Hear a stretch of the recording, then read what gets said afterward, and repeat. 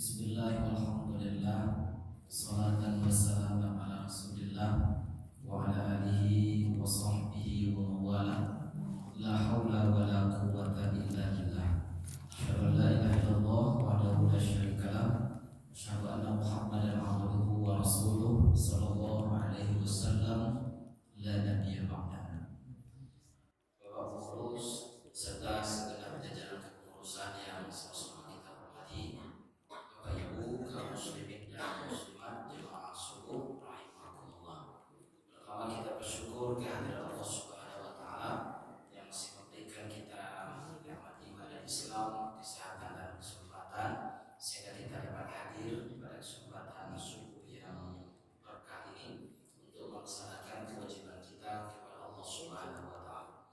Mudah-mudahan Bapak Ibu amal ibadah yang kita lakukan diridhai dan mendapatkan balasan yang terbaik.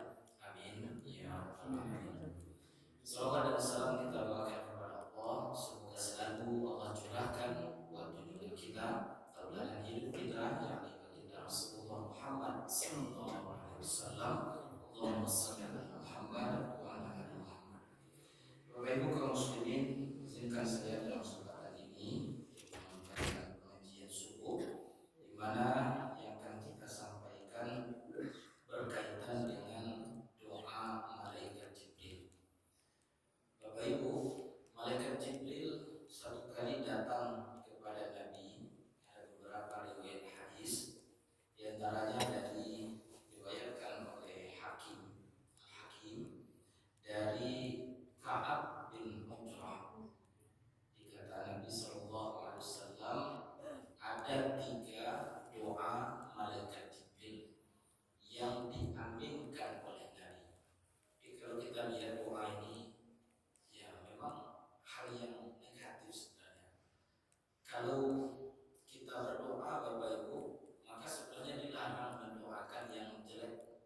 Tidak boleh kita mendoakan yang buruk, walaupun kadang sakit hati kita terhadap seseorang, dia menangis, begitu kan, emosi dibuatnya. Tidak boleh mendoakan, apalagi melaknat orang lain dengan hal-hal yang buruk. Jika ada umpamanya Bapak Ibu sakit benar, dia doakan yang terbaik, mintakan kepada Allah semoga dia mendapat hidayah. Bapak dan Ibu, tapi doa yang diucapkan atau disampaikan oleh malaikat Jibril ini kita jadikan sebagai pelajaran. Jadi kalau malaikat mendoakan pasti juga untuk yang lain, supaya kita ambil sebagai pelajaran. Bapak Ibu kaum muslimin, doa malaikat Jibril itu diriwayatkan dalam riwayat Hakim yang itu disahihkan oleh Al-Zahabi.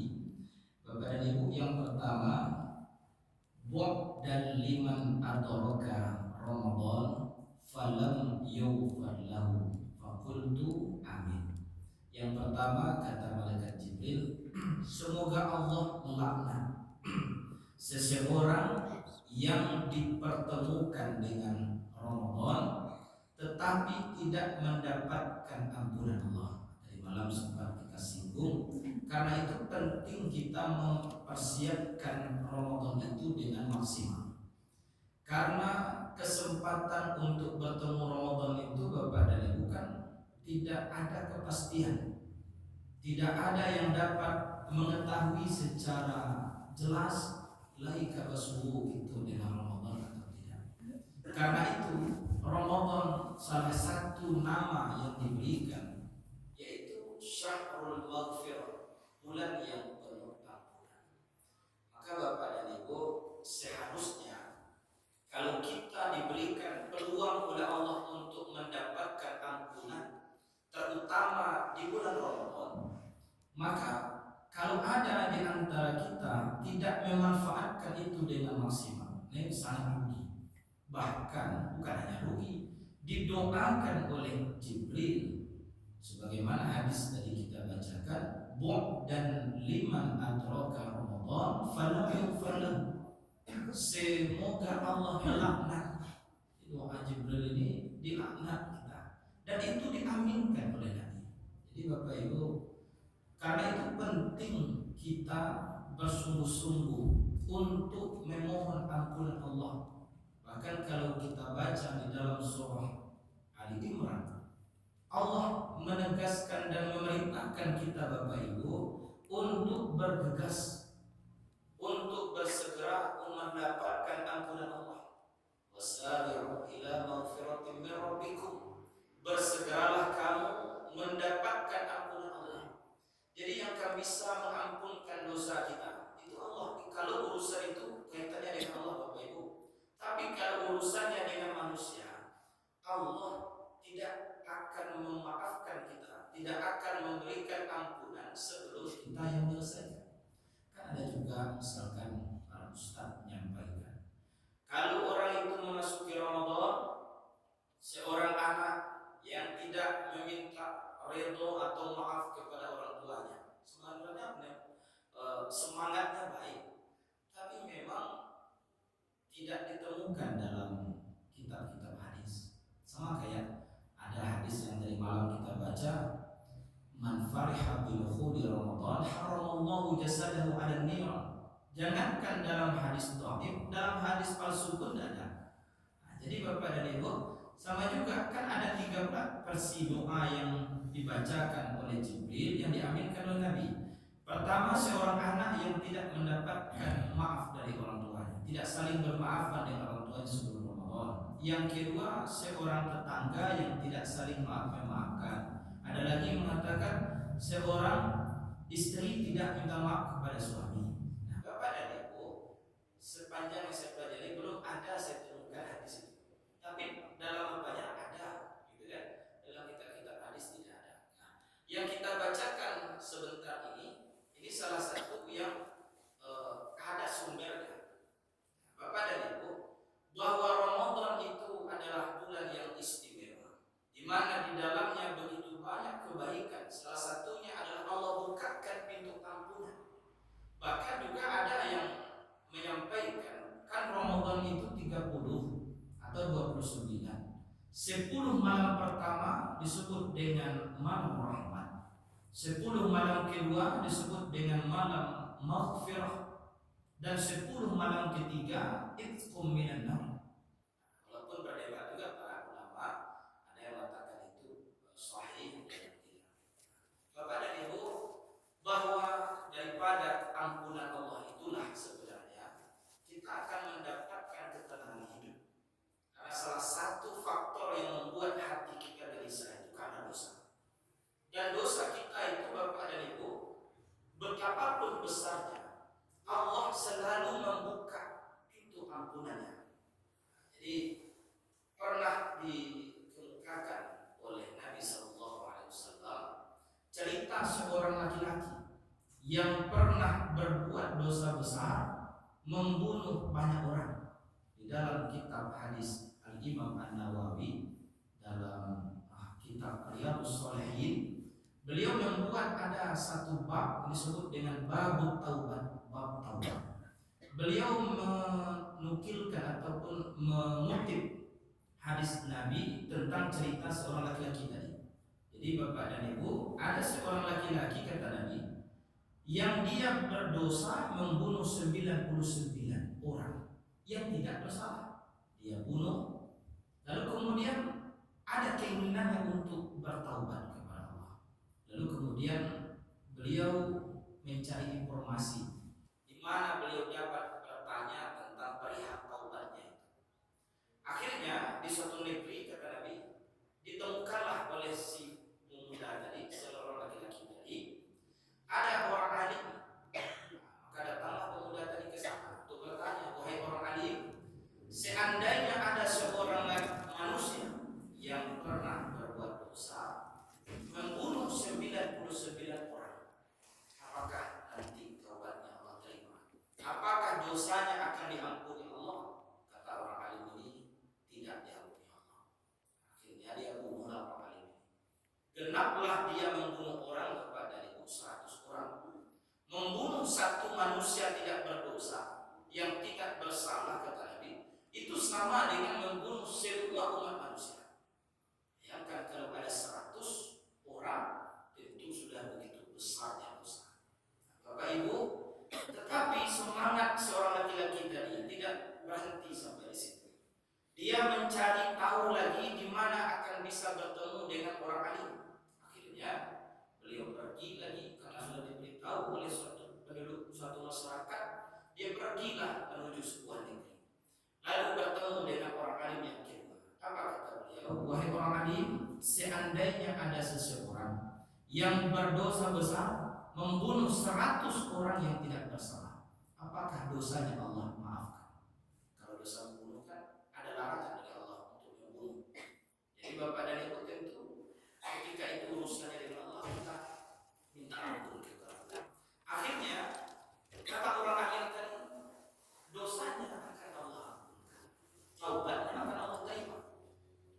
Akhirnya diberikan jalan oleh orang alim yang kedua tadi, pergilah engkau hai fulan ke sebuah negeri. Di negeri itu ada orang yang sedang ruku dan sujud. Sujud dan rukuklah engkau bersama mereka di sana. Akhirnya Bapak dan Ibu dalam perjalanan menuju negeri tadi datang malaikat mencabut nyawa. Dicabut nyawa si pemuda tadi. Lalu belum sampai dia ke negeri di mana dia akan ruku dan sujud, tapi sudah meninggal. Tidak lama setelah beliau meninggal, lalu kemudian datang 2 malaikat. Ini cerita Nabi SAW. Yang pertama malaikat azab, yang kedua malaikat rahmah. Begitu disebutkan dalam kitab hadis Riyadhus Shalihin.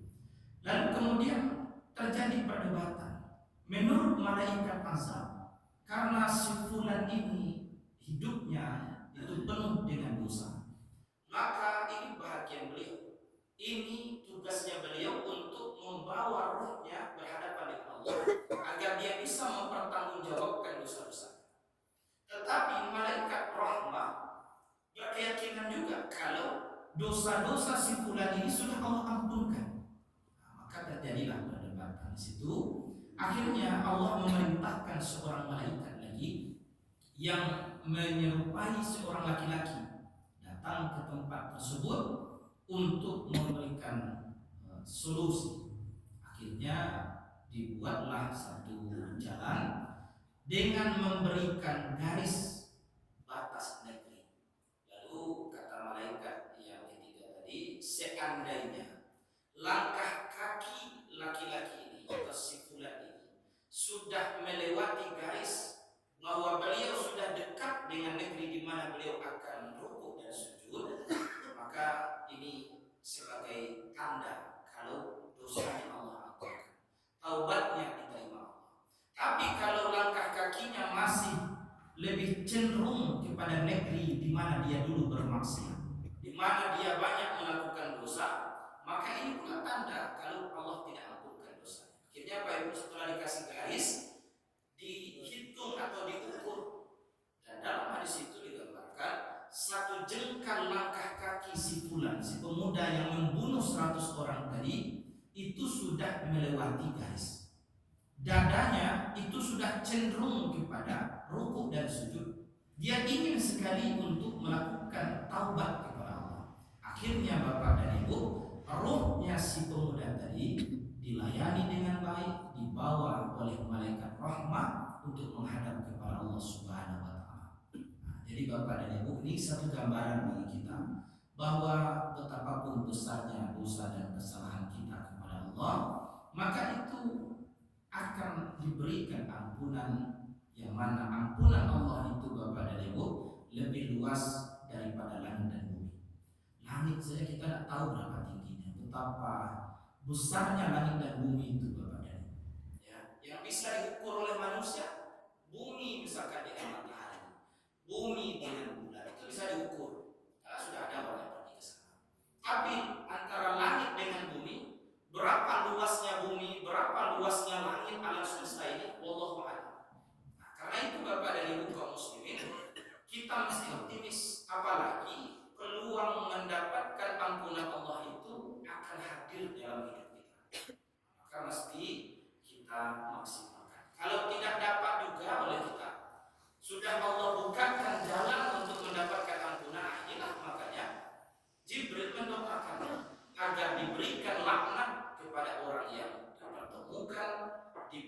kesempatan untuk masuk, bahkan dia pun sudah keluar dari bulan Ramadan tapi tidak mendapatkan ampunan Allah. Nah, Bapak Ibu kaum muslimin, kemudian yang kedua, doa daripada malaikat Jibril yang diaminkan oleh Nabi Shallallahu Alaihi Wasallam. Yang kedua kata malaikat Jibril, dan liman dzukirtu indahu falam yusalli alaika faqultu amin. Kata malaikat Jibril, semoga Allah melaknat seseorang yang dia mendengarkan nama Nabi Shallallahu Alaihi Wasallam disebutkan di dekatnya, dia mendengar nama Rasul itu disebutkan, tetapi dia enggan bersolawat kepada Nabi, padahal dia mengaku sebagai umat Nabi. Makanya Bapak dan Ibu, bersolawat itu salah satu bukti kita ini sebagai umat beliau. Solawat kepada Nabi Bapak dan Ibu adalah salah satu bukti kecintaan kita, walaupun kita tidak pernah bertemu dengan beliau. Dan memang kita tidak perlu berkecil hati. Suatu kali Nabi Shallallahu Alaihi Wasallam bertanya kepada sahabat, siapa di antara yang orang, kata Nabi, yang paling aku cintai? Kata sahabat, siapa lagi ya Rasulullah kalau bukan kami? Nabi senyum-senyum saja. Lalu siapa lagi? Semua terdiam. Sahabat tidak lagi bisa menjawab siapa lagi yang dicintai Nabi kecuali sahabat beliau yang selalu hadir suka dan duka, meyakini beliau, melindungi beliau. Lalu kemudian Nabi mengatakan, ada yang lebih aku cintai daripada kalian. Tentu sahabat bingung, siapa yang lebih dicintai Nabi kecuali sahabat beliau. Kata Nabi, mereka adalah umatku yang mereka tidak pernah melihatku. Mereka tidak pernah bertemu denganku, tidak hidup bersamaku, tetapi mereka beriman, mereka yakin kepadaku. Jadi Bapak Ibu, kalau dulu para sahabat dengan bertemu dengan Rasul saja itu sudah tumbuh keyakinan. Artinya apa? Dengan ketinggian akhlaknya Nabi, dengan segala kelebihan yang dimiliki Nabi. Bahkan seorang Umar bin Khattab yang awalnya sangat marah kepada Nabi, bahkan dia menampar Fatimah adik sepupu perempuannya itu, sampai Bapak Ibu pecah bibirnya itu karena dia sudah beriman kepada Allah. Nah, jadi Bapak dan Ibu, sekeras Umar bin Khattab saja ketika kemudian sudah bertemu dengan Nabi, luluh hati beliau. Banyak kisah Bapak Ibu ketika Nabi dikejar oleh Suraqah bin Malik ketika akan melakukan perjalanan hijrah ke Madinah, ke Yasrib. Itu kan 3 kali tersungkur Suraqah bin Malik itu. Pada akhirnya dia minta tolong. Akhirnya datang Nabi bersama dengan Abu Bakar. Dia lihat, oh ternyata ada orang yang tersungkur kudanya ke dalam padang pasir. Akhirnya dibantu. Akhirnya ketika Nabi balik lagi menaklukkan kota Mekah, ketika Fathul Makkah, maka ternyata Suraqah sudah masuk Islam. Dan banyak lagi Bapak dan Ibu, ketika Nabi berada di Taif, ketika sudah dilempari batu oleh penduduk Taif dari Saqif di situ, kan dibantu oleh seorang Yahudi bernama Adas. Yang Yahudi itu pada akhirnya Islam Bapak dan Ibu, masuk Islamnya. Nah, kalau dulu para sahabat bertemu dengan Nabi, berjumpa dengan Nabi, mendengar suara beliau, melihat bagaimana akhlak beliau, maka sebenarnya sesuatu yang sesuatu yang wajar. Kalau kita hari ini ada orang umpamanya secara akhlak baik, kita pasti kagum dan pasti bisa yakin kepada dia.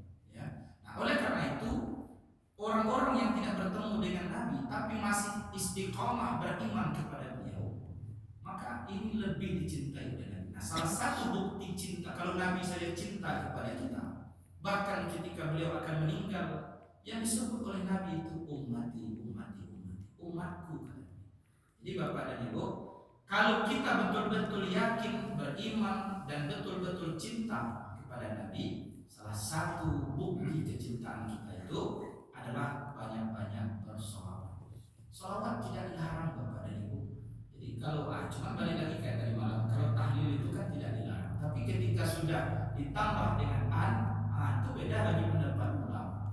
Sholawat juga begitu, tapi kalau sudah sholawatan, itu beda lagi. Tapi tidak perlu kita berpusing itu. Kenapa? Karena ini soal fur'iyah.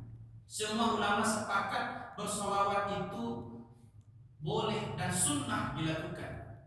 Jadi Bapak dan Ibu, kalau bahkan ada wajib dilakukan itu. Kalau kita betul-betul mengaku sebagai umat Rasul, yakin kepada beliau, di samping syahadat kita yakin bahwa beliau adalah utusan Allah, bersolawat ini salah satu bentuk bukti nyata kita ini umat beliau.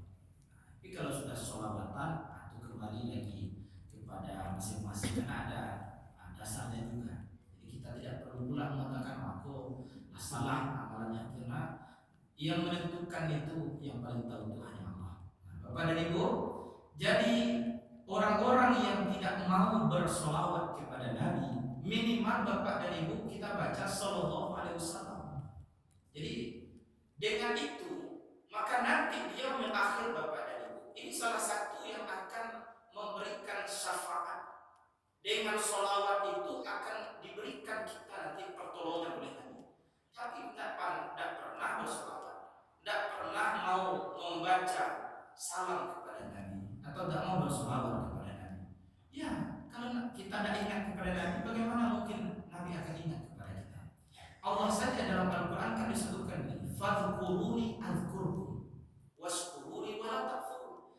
Beringatlah kepadaku, kata Allah, maka Allah akan ingat kepada kita. Tidak pernah Allah berzikir, baca oleh Allah akan ingat kepada kita. Jadi Bapak dan Ibu, begitu pula dengan Nabi. Kalau kita betul-betul beriman kepada beliau, betul-betul mengaku sebagai umat beliau, banyak-banyak bersolawat. Karena solawat itu salah satu jalan syafaat. Dan syafaat itu bukan hanya lewat solawat saja, tetapi ada lewat baca Al-Quran, ada lewat puasa Ramadan. Jadi dalam hadis lain disebutkan 3 macam syafaat itu. Pertama memang lewat solawat yang kita baca, yang kedua dengan Al-Quran yang selalu kita baca, dan yang ketiga lewat puasa yang kita laksanakan.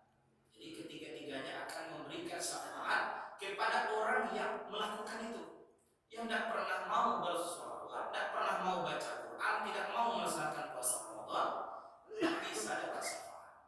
Begitu Bapak Ibu. Terakhir Bapak dan Ibu kaum muslimin jemaah rahimahullah, disebutkan dalam hadis ini Nabi Shallallahu Alaihi Wasallam mengaminkan apa yang disampaikan oleh malaikat Jibril. Kata malaikat Jibril, dan liman adraka abawahul kibara indahu au ahdahuma falam yudkhilahul jannah faqultu amin. Kata malaikat Jibril yang ketiga, semoga Allah melaknat seseorang yang masih diberikan atau masih hidup bersama kedua orang tuanya, atau salah satu di antara kedua orang tua, tetapi dia tidak masuk surga karena baktinya kepada ibu bapaknya. Maka malaikat Jibril, maka Nabi SAW mengatakan faqultu amin. Nabi mengaminkan doa Jibril. Bapak Ibu, yang ketiga ini berkaitan dengan bakti kita kepada orang tua. Dalam surah Al-Isra disebutkan bahwa hendaklah kita Bapak dan Ibu untuk berbakti kepada ibu bapak. Bukan hanya kepada ibu saja, kepada keduanya. Di Bapak Ibu, bakti kita sebagai anak kepada orang tua itu tidak terbatas semasa hidup di dunia saja. Jadi kalau ingin kita mendapatkan keselamatan hidup, maka salah satu kuncinya Bapak Ibu adalah menjadi anak yang berbakti. Menjadi anak berbakti itu tidak mesti kaya. Menjadi anak berbakti itu tidak mesti jadi pejabat. Bagaimana bisa kita memuliakan orang tua? Mulai dari hal yang sederhana, dengan ucapan, jangan membentak. Karena dalam Al-Quran kan disebutkan, fala taqul lahuma uff, jangan sekali-kali engkau sebut atau engkau baca kata menyambut saja tidak boleh. Jadi Bapak dan Ibu, ini perlu kita tanamkan. Kadang semakin bertambah usia orang tua kita, kadang dia kan balik seperti anak kecil, karena ingatan sudah mulai tidak stabil,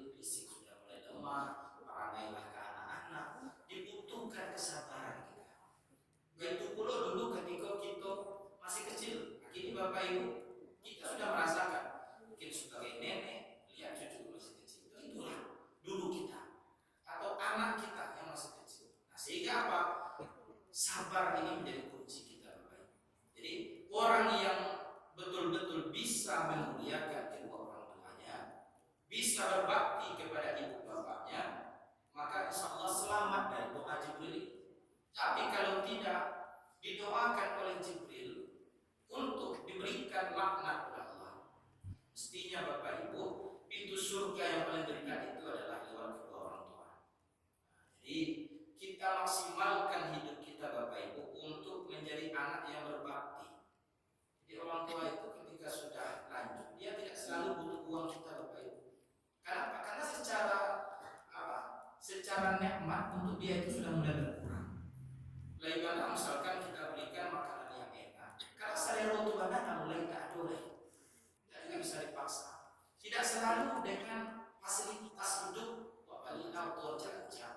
Kadang tidak biasa dan tidak ada dulu aku ini dia berjalan ya misalkan ingin bercengkrama dengan kita, tidak perlu dia yang memewahkan. Ada yang seperti itu. Orang tua itu kan tidak selalu yang dibutuhkan itu kemewahan dunia, sudah lewat masanya. Maka dia butuh perhatian, dia butuh kasih sayang dari anak-anaknya, dia butuh didoakan, dia butuh diperlakukan dengan lemah lembut. Itu Bapak dan Ibu. Jadi kita pun hari ini sebenarnya ketika punya anak, punya cucu, pasti mengharapkan itu. Tidak pernah lalu kayu, tidak ada. Yang penting nilai hormat kepada kita sebagai orang tua.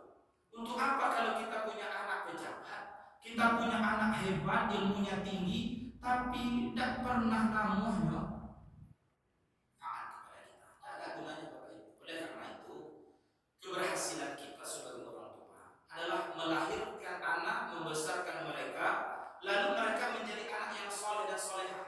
Indikator soleh-solehah itu bukan uang, bukan jabatan, bukan ilmu, tapi ketika dia taat kepada Allah. Kalau dia taatnya kepada Allah, tabau kita Bapak dan Ibu.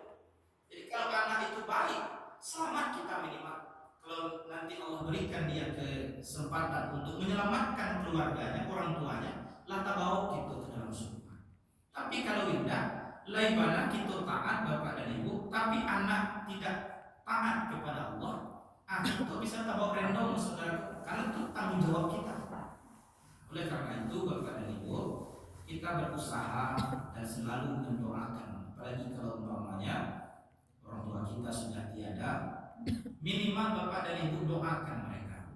Kalau dapat kita ziarah ke kubur, itu salah satu yang akan mengingatkan kita tentang kematian, dan itu menjadi sunnah dari Nabi Sallallahu Alaihi Wasallam. Nah, cuma kan menjelang Ramadan ini kan ada juga tradisi. Jadi gini Bapak Ibu, kalau kita memandang tradisi itu dari syariat, tidak semuanya yang bisa diterima. Tapi kalau dipandang dari segi sosial masyarakat, karena tradisi itu tidak lahir dari wahyu, beda dengan agama. Agama itu datang dari wahyu Allah, syariat itu datang dari Allah. Kalau tradisi itu kan lahir dari interaksi sosial manusia, sehingga berbeda-beda tradisinya. Walaupun mungkin ada tradisi yang dilakukan oleh sebagian masyarakat kita, menjelang Ramadan kita punya waktu dan keinginan untuk berziarah. Secara agama memang tidak ada perintah untuk berziarah, mengkhususkan waktu ziarah itu menjelang Ramadan.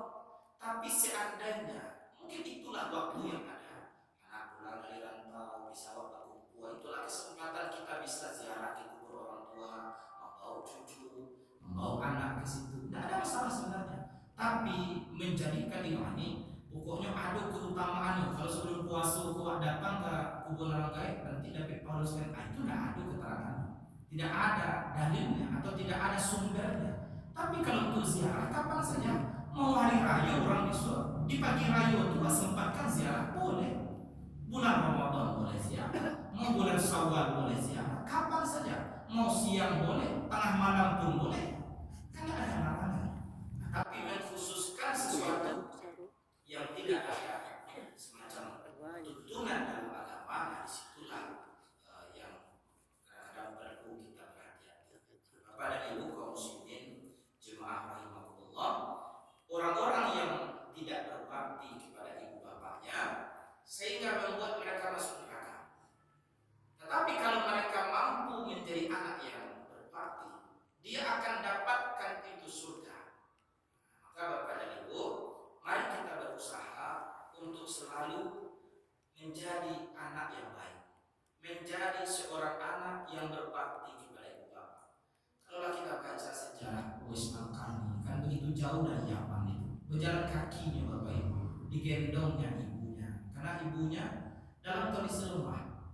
Bahkan Uwais Al-Qarni itu pun sebenarnya bukan orang yang kuat, tetapi dia juga punya sakit di kakinya. Tapi karena keinginan untuk membahagiakan ibunya yang ingin berhaji, beliau rela menggendong ibunya ratusan kilo berjalan kaki.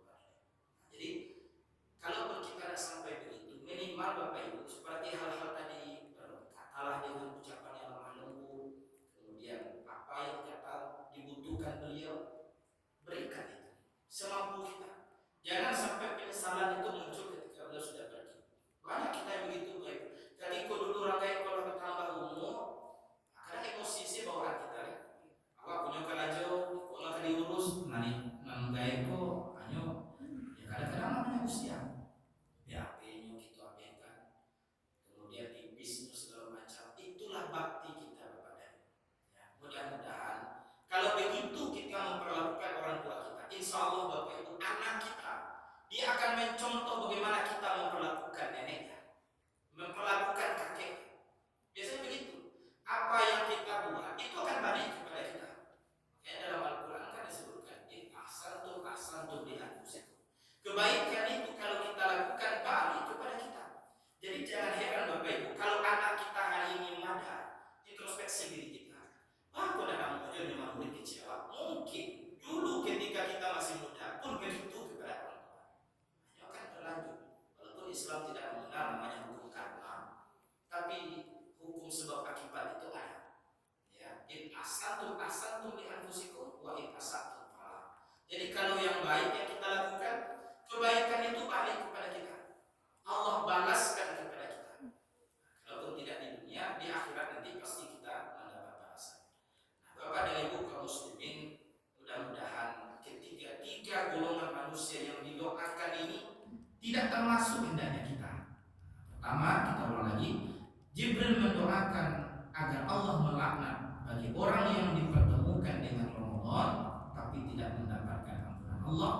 Yang kedua, doa Jibril agar Allah melaknat seseorang yang mendengar nama Nabi Sallallahu Alaihi Wasallam disebutkan tapi enggan bersalawat kepada beliau. Dan yang ketiga, Jibril mendoakan semoga Allah melaknat seorang anak yang masih memiliki kedua orang tuanya atau salah satu di antara keduanya tapi tidak mendapatkan pintu surga, tidak masuk surga karena baktinya kepada orang tua.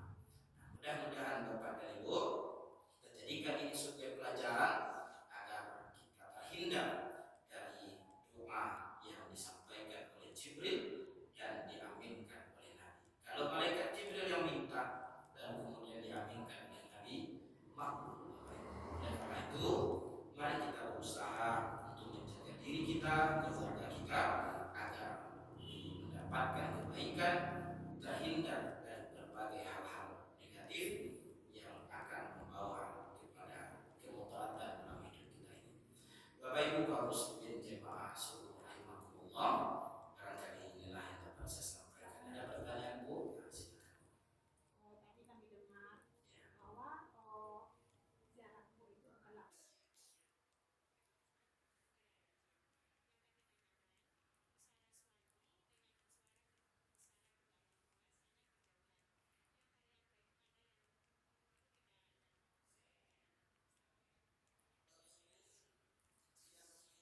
Hukumnya sunnah,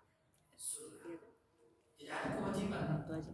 Jadi yang wajib itu rukun Islam kita itu wajib. Kalau ziarah kubur, kalau kita dapat ziarah kubur sama gini Pak, ada umpamanya keluarga kita meninggal ketika pergi haji atau umroh, ada punya sekian lebih. Jadi Islam itu tidak memberikan kewajiban kecuali sesuai dengan batas kemampuan kita. Seandainya Bapak Ibu ingin berziarah kubur, ada beberapa kuburan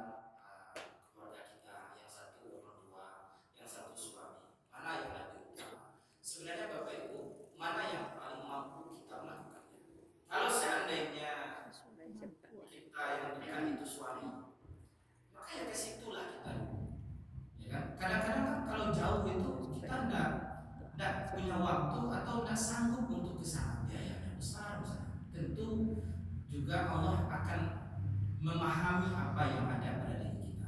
Tapi yang terpenting sebenarnya Bapak Ibu, bukan ziarahnya. Kita ziarah itu yang kita ambil itu kan mengingatkan kita terhadap kematian. Yang kedua mendoakan. Jadi kalaupun tidak sampai kita berziarah, yang penting kuburan mulai berasi ya segala macam, ya kan indah dia aja sampai nanti tidak pernah dibersihkan. Kalau ada orang di sini yang bisa kita minta bantu untuk membersihkannya. Yang penting pada itu Bapak Ibu adalah mendoakan orang tua kita atau suami kita. Doakan mereka, itu yang diharapkan dia sebenarnya. Kalau ziarah kubur itu kan untuk kita masih hidup itu, dia menjadi ibadah. Kenapa? Itu bahagian dari sunnah Nabi untuk mengingatkan kita kepada kematian. Tapi yang lebih penting lagi bagi orang yang kita ziarah itu adalah doa-doa kita. Jadi kalau ada orang dan itu punya waktu dan mampu kita ke sana, maka ziarahlah ke sana.